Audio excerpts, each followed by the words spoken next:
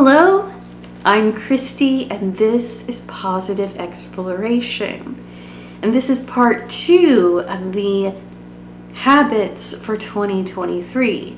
In the last video, I talked about habits that I would like to restart for 2023, or improve. This is part 2 where I'm going to talk about habits that I want to stop or do less of.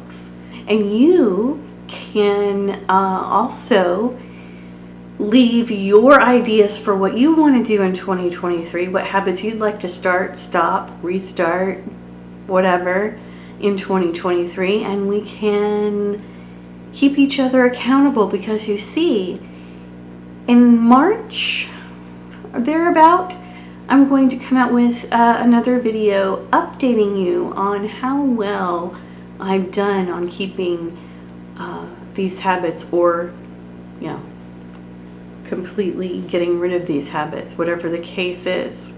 Leave your limitations, live and go against them. Just let go and start up something new. Cause I know that what you planned out, everything that you built up, isn't what you want. And I know the life you're living isn't that fulfilling. Let me help you out. The first habit that I would like to lessen or rid my life of, I would like to consume less sugar and carbs, like the breads and the pastas and everything. I did start doing that in 2022. I still need to do better. I got blood work done twice in 2022. The first time was in April, and I am technically pre-diabetic. It's very low. The number is very low.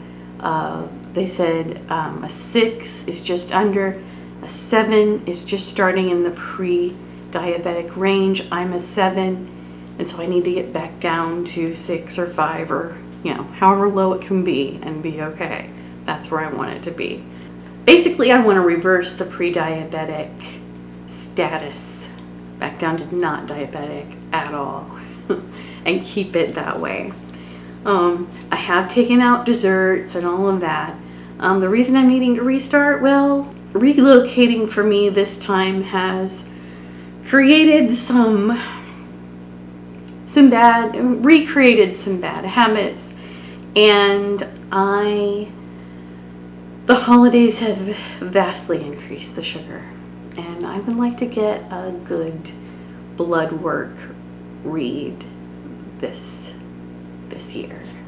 And closely tied to this, that I've noticed also during the holidays, is particularly as we got closer to Christmas, was overeating. And I mean, like, when I say overeating, I mean eating until, my stomach is like, okay, ow, that was too much. Doesn't feel good. Can't hardly move. I don't want to eat like that anymore. I want to be able to stop and be like, okay, this was good, but do you really need more? So yeah, listen to the body a little better. And I have a calorie goal. It usually works when I stay within that. And I feel like, eating better can only help my blood sugar, my blood pressure, all that kind of stuff. The next thing I would like to at least